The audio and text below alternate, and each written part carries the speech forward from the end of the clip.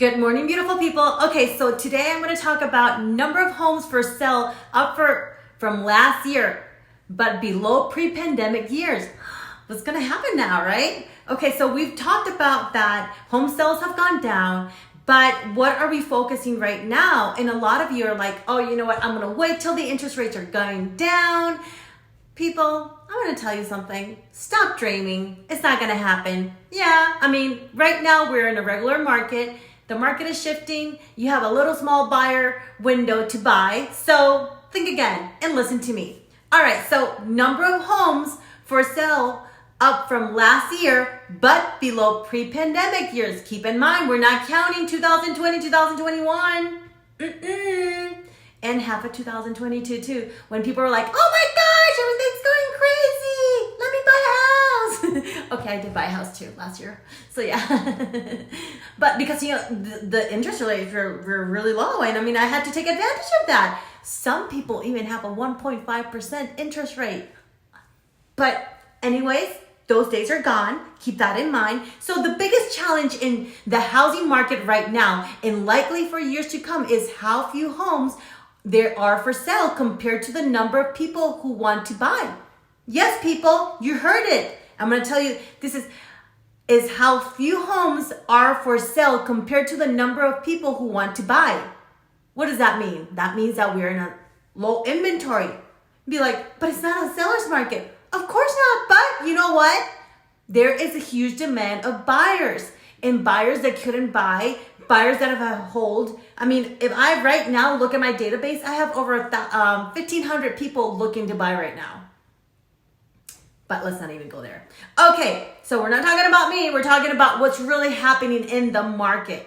So that's why if you're thinking about selling your house, this is a great time to do so. Yes. I mean, we're looking at houses sitting on the market now 2 weeks, 3 weeks, 4 months. It has to be priced right, completely. And you have to make your seller understand what type of market we're in. And some of them will ask for closing costs. Some of them will not ask for closing costs. Someone will be unrealistic and walk away from a... Don't even get me started. Don't even get me started because this has been my week. But anyways, some people will walk away from a full cash offer. Or some people will say, it's $10,000 less, and for $7,000, I will not take that offer. I'm not going to get in details. But anyways, yes, it does happen. You have to educate your sellers. You have to make them understand what type of market this is. But then again, take advantage of the circumstances, especially we're heading towards the spring. What does that mean? Buyers are going to be picking up. But let's go ahead and continue talking. Your house would be welcome in the market that has fewer homes for sale than it did in the years leading up to the pandemic. Keep in mind, people, this is going to depend on the market. Market. Meaning city, town, location. If it's a rural area, depends on where we're talking about. Depends on, look, Atlanta. Yes, there's houses going under contract every day. It's crazy. But what type of price range? Price range really doesn't matter because there's always a buyer for that house. It's just finding the right type of buyer for that house. How long will it take? I don't know. Depends. It's like, are you looking for Cupid to hit you with a bow and say, I found the love of my life? But it's going to take a few years for that one. But we're not talking about that. We're talking about houses today. Okay, so according to the latest housing market trends report from Realtor.com, there were 65.5 more homes for sale in January compared to the same time in 2022. This means that there were 248,000 more homes available to buy this past month compared to 1 year ago. While the numbers of homes for sale is increasing, it is still 43.2% lower than it was before the pandemic in 2017 to 2019. So what does this mean? There's still fewer homes available to buy on a typical day than there were a few years ago. And people, this is what I've been telling you guys. Yes, I've been saying this. I think I've been saying this for the past 3 years. We are in low inventory. This is not 2008. And I keep on bringing 2008 because a lot of people compare. 2008, we had an overbuilt. right now, in order for us to catch up with that, it's going to take a few years. I can't remember right now how many years, but we're low. I think 3 to 5 million homes, low inventory. And keep in mind, those millennials, and I think it's Gen Z, Gen X, can't remember what generation is coming back. But anyways, they're starting to buy homes. And once they come into the market, there's going to be lots of less inventory because they're looking to buy, they're looking for affordability. There's many other things. And some people are still living with their parents. I mean, it's going to come down to, we have a shortage in housing. Yes. And affordable housing, that's a different area. But yes, we also have a short inventory on affordable housing. But you can find it. Do you want to go rural? Yes, there is affordable housing in rural areas, but I mean, I'm getting more into details because this is going to be, you can qualify for USDA, 100% financing. You do have to come up with a closing cost though, but are you willing to make that commitment? Are you willing to commute? Anyways, let's not get that much into details there. But anyways, so let's talk about the active monthly listing counts. So in the last 6 months, last January's, we're talking about 2018, 19, 20, 21, 22, 23, means that there's been if you see in 2018, there is 1,042,660 listings. Now comparing in 2023, which last year, it was the lowest, 2022, there were 378,189 listings. So for 2023, guess what? We have a little bit more of inventory. So 625,875 listings. So, and this is comparing, and I'm not even going to get into details between 2019, 20, 21, and 21, because the most important years for me is 2018, 2022, and 2023. But if we talk about in the pandemic, between those 2 years, let me get it more into detail. 2020, we had 953,045 listings. This is 2020. So 2021, it was kind of like the lowest.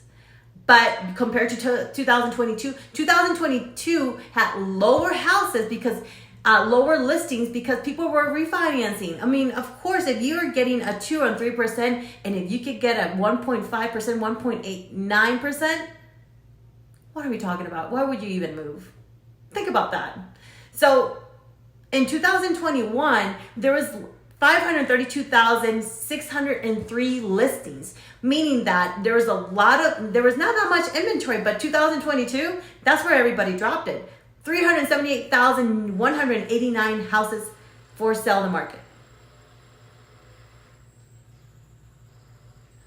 So in 2023, now we're talking about this year, we have 625,875 listings on the market. What that means a little bit of inventory, but that does not mean that we still have an abundance of inventory to just suffice all the buyers that we have on the market. So what does this mean for you?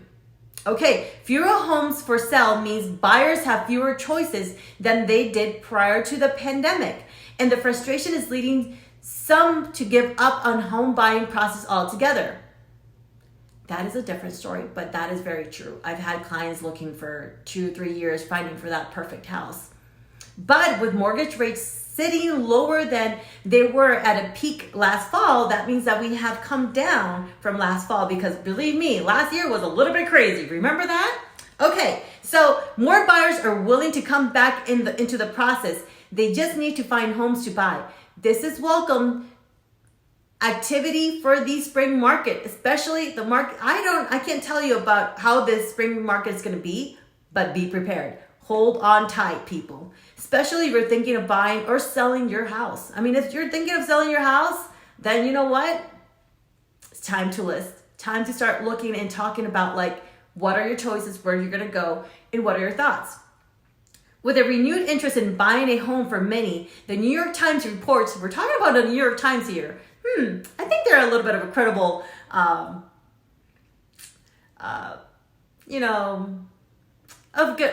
good person, a good backup thing to just go ahead and say they have a little bit of credibility, right? New York Times, nah.